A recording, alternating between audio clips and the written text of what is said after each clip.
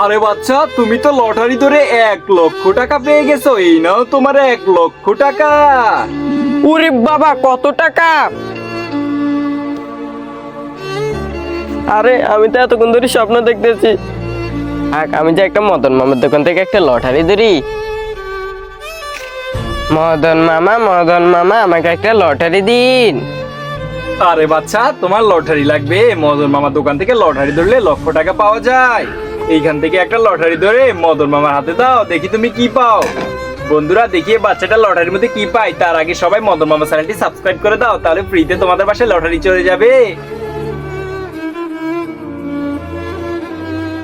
আরে ওয়াও বাচ্চা, তুমি তো একটা স্টিকার পেয়ে গেছো।